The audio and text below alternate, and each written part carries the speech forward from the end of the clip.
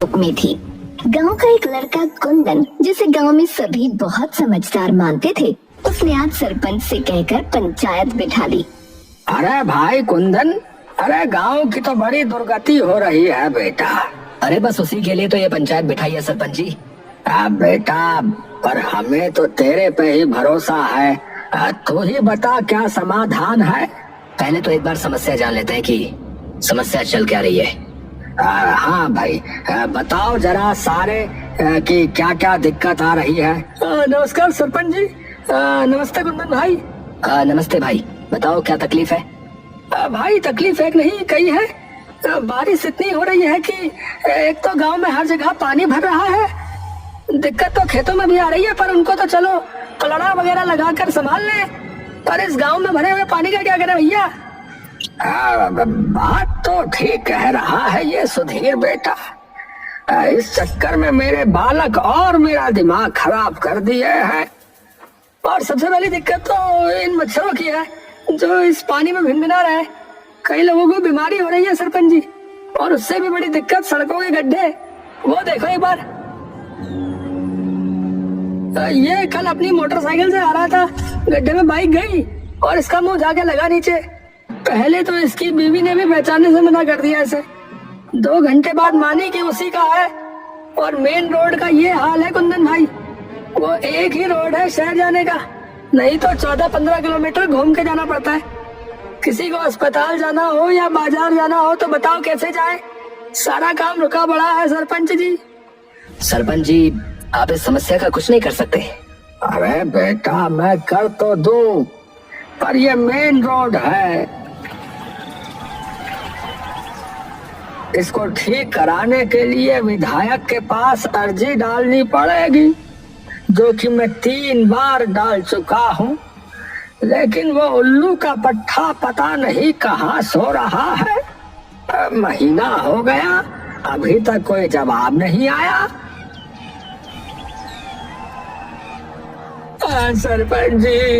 सरपंच जी मेरी सहायता करिए। मेरी बिटिया की बड़ी तबीयत खराब हो रही है। सरकारी अस्पताल गांव से बाहर है, यहाँ न कोई डॉक्टर आ रहा है और पूरा रास्ता पानी से भरा पड़ा है और अस्पताल जाने के पैसे भी नहीं है। तो अब आप ही कुछ कर सको तो कृपया कर दो। सरपंच जी, आप एक काम करो, आप इन्हें दूसरे वाले रास्ते से अस्पताल लेके जाओ। मैं विधायक के घर जाकर देख के आता हूँ कि क्या मसला है। ठीक है भाई, तू अपनी लड़की को मेरे घर ले आ, हम पीछे वाले रास्ते से ही चलते हैं। अरे धन्यवाद सरपंच जी, धन्यवाद। अरे कोई नहीं, तू पहुंच घर, मैं आता हूँ भाई। है सरपंच अपने घर की ओर निकल जाता है और कुंदन सीधा विधायक के घर की ओर निकल जाता है। कुंदन जैसे ही सड़क पर जाता है तो उसे दिखता है कि पूरी सड़क पानी में डूब चुकी है। अरे अब क्या करूं?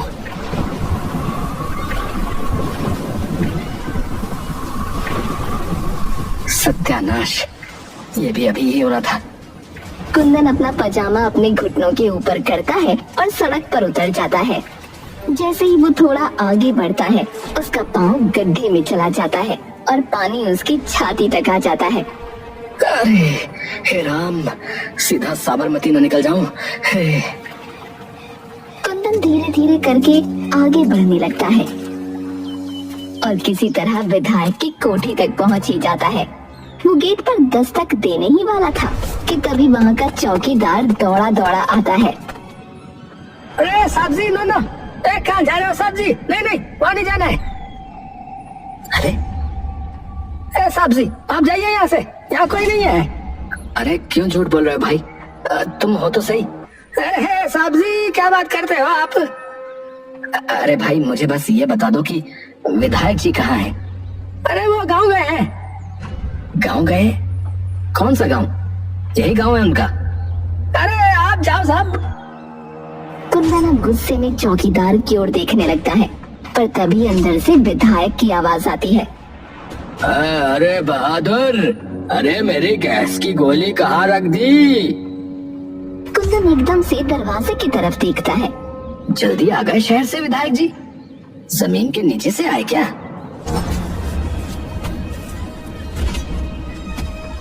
भाई एक बार और आखिरी बार कहूंगा कि ये हाथ हटा ले। अरे आप जाओ ना साहब जी, कहीं से भी आ जाते हो। इतनी देर से कह रहा हूँ रहने दे हैं? समझ नहीं आ रही? साहब जी हमको क्यों मार रहे हो भाई? हम बस अपनी नौकरी कर रहे हैं भाई साहब, जो हमसे कहा है वही कर रहे हैं। तो बार बार धक्का कैसे दे रहा है? धक्का कैसे दे रहा है? ये सारा शोर शराबा सुनकर विधायक बाहर आता है। अरे ये क्या संग्राम मचा रखा है? साहब जी ये देखो, ये साहब जी हमें मार रहे हैं। हम जब उन्हें अंदर आने से रोक रहे थे तो। क्यों भाई? हैं? कैसे? कौन रहा है? क्या हो गया? अरे मैं आराम से बात कर रहा हूँ, ये बेफालतू में धक्के दिए जा रहा है। मुझे बस आपसे बात करनी थी। अरे बहादुर तू जा। चौकीदार वहाँ से चला जाता है। हाँ भाई बता। देखो विधायक जी, मैं गांव से आ रहा हूँ। बड़ी दुर्गति हुई पड़ी है पूरे गांव की। मेन रोड का बुरा हाल है, लोग बड़ी तकलीफ में हैं। शहर जाने के लिए 15-20 किलोमीटर घूम के जाना पड़ रहा है। सारा रास्ता बंद पड़ा है। पूरे गांव में पानी की निकासी की दिक्कत आ रही है और पानी भरने की वजह से मच्छर हो गए, जिससे लोग बीमार पड़ रहे हैं। अब एकदम से किसी की तबीयत खराब हो गई तो बताओ कहाँ लेके जाए? अरे हाँ तो एप्लीकेशन भेजनी होती है, ऐसी थोड़ी हो जाएगा काम। 3 बार भेज दी विधायक जी और महीना हो गया, कोई जवाब नहीं आया, इसीलिए आया यहाँ। अरे तो टाइम लगता है इन चीजों में। अरे मेरे सिर पे खड़े होने से क्या होगा? महीना हो गया, अब क्या किसी के मरने पे ही कुछ होगा? और आप ही करवाओगे काम तो? अरे हाँ, तुम्हारा ठेका जो उठा रखा है? चल जाओ यहाँ से। तो और किसने उठा रखा है? सुन, तेरे जैसे 4 लौंडों को मार के फिकवाया है, तो तू क्यों अपने दिन ला रहा है? चुपचाप निकल जा, बता रहा हूँ। कुंदन वहाँ चुपचाप खड़ा उन्हें देखता रहता है और विधायक उसके मुंह पर दरवाजा बंद कर देता है। कुंदन हार मानकर सर झुकाए वापस अपने गांव लौट आता है, पर जैसे ही वो अपने घर की ओर जा रहा था, उसे जोर जोर से चीखने चिल्लाने की आवाज सुनाई देती है। वो दौड़ता हुआ उस आवाज की तरफ जाता है।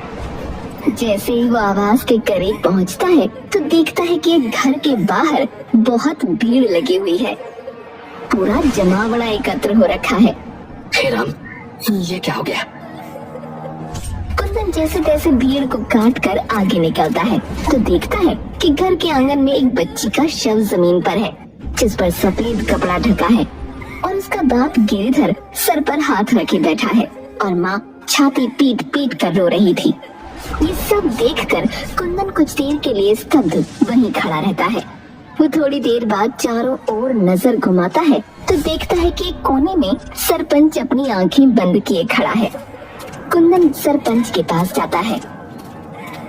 अरे ये क्या हुआ? रास्ता ज्यादा लंबा हो गया, गुड़िया इतना इंतजार नहीं कर पाई बेटा। कुंदन एकटक सरपंच की ओर देखता रहता है। तू गया था विधायक के यहाँ, हुई बात? हाँ हुई। तो सरपंच कुंदन की ओर देखता है। कुंदन दुख भरी शक्ल लेकर सिर नीचे झुका लेता है। कुछ भी नहीं हुआ। ये खबर नहीं बन सकती ना, इसीलिए। अरे ये तो आम ही बात है बेटा। कुंदन थोड़ी देर नीचे रखे शव को देखता रहता है और बिना किसी से बात किए अपने घर आ जाता है।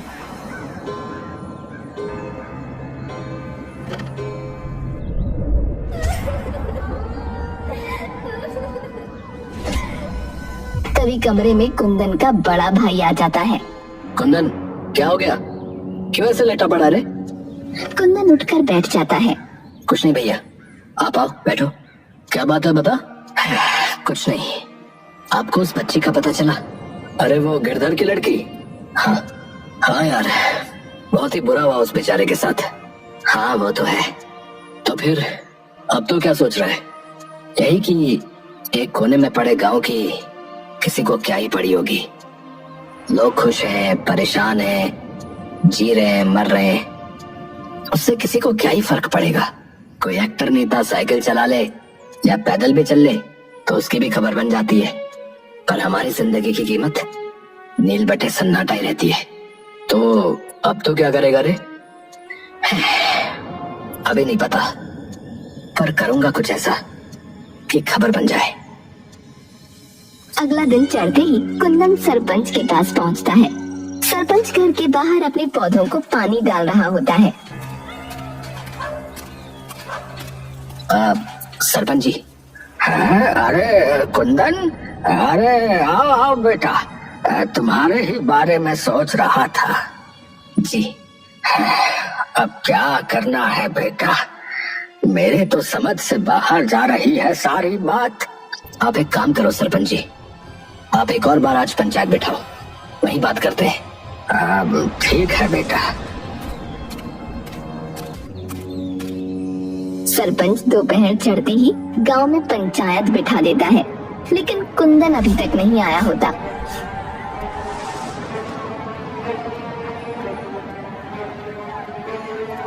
सरपंच जी, कल जो हुआ उसके बाद से हमें बहुत डर लग रहा है, कहीं हमारे बच्चे इसकी चपेट में ना आ जाए। अरे मेरे भाई, उसी समस्या का हल निकालने के लिए तो बैठे हैं। सरपंच जी, मैंने सुना है कि इस वक्त सिर्फ हमारे गांव में ही नहीं बल्कि और कई जगहों में इसका प्रकोप फैला हुआ है। रोज अखबार में आता रहता है, कभी किसी की डेंगू से मौत, कभी मलेरिया से। तो एक खबर हमारी भी छपवा दो, क्या पता कोई मदद करने आ ही जाए। बेटा, हमें कोई नहीं देखने आएगा और इस गांव में किसी बड़े नेता या अभिनेता का कोई रिश्तेदार नहीं रहता, तो यहाँ पत्रकारों को अपनी कलम या कैमरा उठाने लायक कोई खबर नहीं मिलेगी। सरपंच जी, सरपंच जी। अरे रवि, क्या बात हो गई? वो कुंदन की तबीयत एकदम से बहुत खराब हो गई है, तो वो आ नहीं पाएगा। सरपंच एकदम से चूक कर उठ जाता है। क्या हो गया? रुको, मैं आता हूँ। नहीं, अभी उसे अस्पताल लेके गए हैं। अच्छा, मैं बाकी आपको शाम को बताता हूँ, जैसा भी डॉक्टर बताएंगे।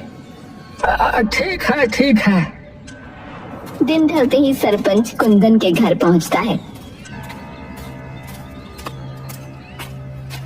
घर में रवि अकेला बैठा होता है। अरे रवि बेटा, अरे आइए आइए सरपंच जी। क्या हुआ बेटा? कुछ नहीं पंडित जी, बस अस्पताल से खबर आई थी कि तबीयत में अब भी कोई बेहतरी नहीं है।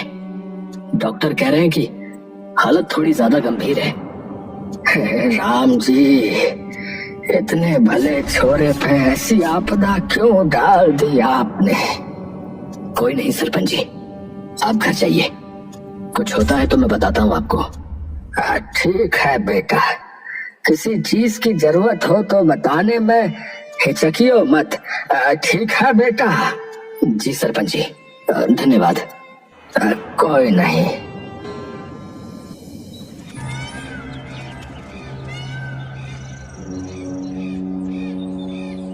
तभी वो देखता है कि उसके सामने कुंदन भागा आ रहा है। अरे ये यहाँ कैसे? है? कुंदन तू? हाँ सरपंच जी, मैं। अरे पर तेरी तो तबीयत बिगड़ गई थी ना? अरे वही तो बताने आया हूँ आपको सरपंच जी। है क्या? अरे मैं तो मर ही जाता सरपंच जी, लेकिन तभी मेरी मौसी है ना जो शहर में रहती है। हाँ है, हाँ हाँ। अरे उनके एक दूर के रिश्तेदार कोई ऐसी चीज लाए जिसे लगाते ही मैं थोड़ी देर में ठीक हो गया। सरपंच ये सुनकर बहुत चक्का रह जाता है। क्या कहा? हाँ हाँ सरपंच जी, सच बोल रहा हूँ। क्या चीज थी वो बेटा? ये तो मुझे नहीं पता, उन्होंने जैसे ही मुझे वो रस पिलाया मैं कुछ ही देर में ठीक हो गया। अरे अरे पर वो आया कहाँ से वो रस? पता नहीं, पर वो कह रही थी उनके गांव के तालाब में उसका फूल उगता है। अरे तो बेटा मंगवा ले उससे, गांव के सभी बच सकते हैं फिर ऐसी बीमारियों से। वो तो मैं करवा दूंगा, पर हमारे पास एक स्वर्ण मौका है इस वक्त गांव की सभी समस्याएं हल करने का।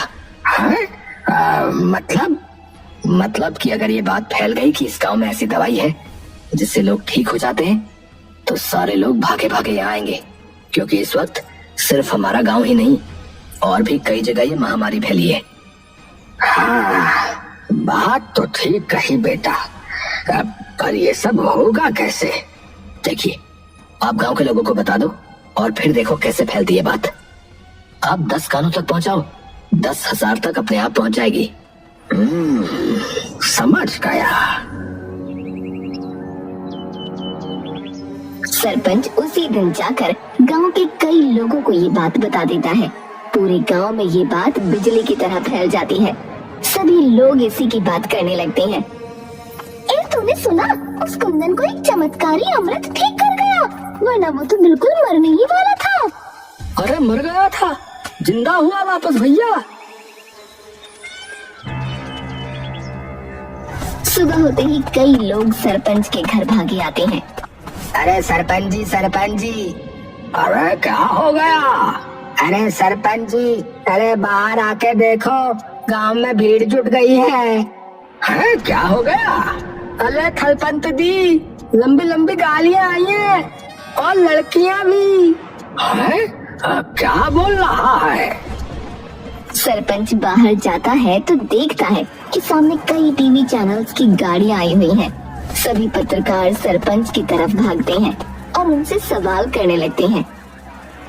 एक जना पूछो सवाल बस, वरना ऐसे तो मुझे कुछ समझ में नहीं आएगा भाई। तभी उनमें से एक पत्रकार निकल कर आती है और अपने कैमरामैन को भी साथ ले आती है। नमस्कार सरपंच जी, मेरा नाम अवंतिका है, तरसों तक न्यूज से। नमस्कार। रोल करो। तो सरपंच जी, इस वक्त आपका गांव बहुत चर्चा में है। आपके गांव में कोई ऐसा अमृत है जो कैंसर ठीक कर देता है? क्या? ये किसने कह दिया? आप ही के गांव वालों ने। अरे इन गधों को सुनता कुछ और है, ये बोलते कुछ और है। हाँ, अमृत नहीं है, एक तरह के फूल का रस है और कैंसर ठीक नहीं होता।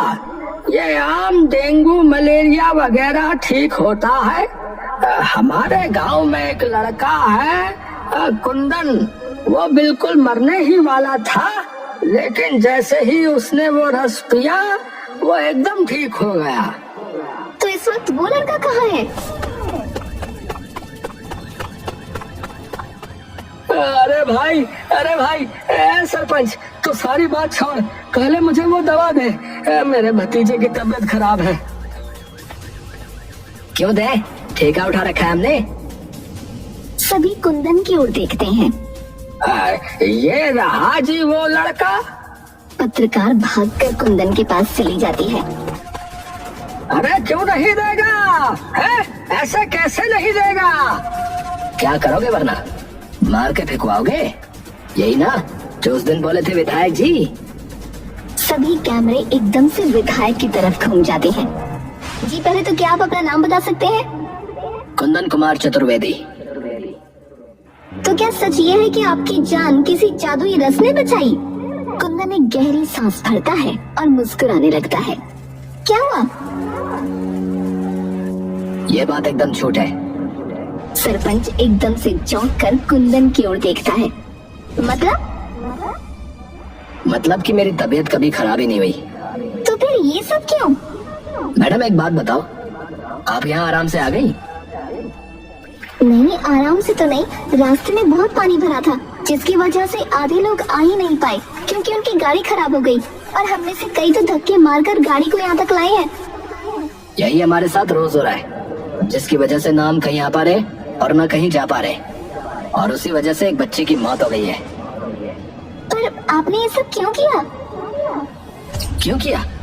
ताकि आप लोग हमें देखो, हमारे हालात देखो, ताकि लोगों को पता लगे मैडम कि हम भी इसी दुनिया में रहते हैं, किसी और दुनिया में नहीं। जब हमें जरूरत थी तो आप में से कोई एक नहीं आया। पता नहीं कितनी अर्जियां कितनी चिट्ठियां डाली, लेकिन जब अपना फायदा दिखा तो बिना किसी अर्जी के आप लोग यहाँ पर आके खड़े हो गए। और ये विधायक जी, जिनका चौकीदार मुझे ये कह के भगा रहा था कि वो यहाँ है ही नहीं, और फिर ये मुझे कहते हैं कि मैंने क्या ठेका उठा रखा है। जिन्हें पता नहीं कितनी चिट्ठियां लिखी, लेकिन मैं लिख के देता हूँ कि इन्होंने वो चिट्ठियां खोल के तक नहीं देखी होंगी। इसीलिए किया मैडम, क्योंकि हमारी जिंदगी आप लोगों को अपनी खबरों लायक नहीं लगती, तो मैंने झूठी खबर बना दी। पत्रकार थोड़ी देर तक चुपचाप खड़ी रहती है। जिस बच्ची का देहांत हुआ उसके घर का पता बता सकते हो आप? कुंदन उसे गिरधर के घर का पता बता देता है। शुक्रिया, हम में से कुछ लोग जाकर उस बच्ची के बाप से बात कर लेंगे और कुछ लोग गांव की दूसरी जगह कवर करने चले जाएंगे। धन्यवाद, और उम्मीद करता हूँ कि आगे किसी के मरने या किसी जादू का इंतजार नहीं करेंगे आप लोग खबर छापने के लिए।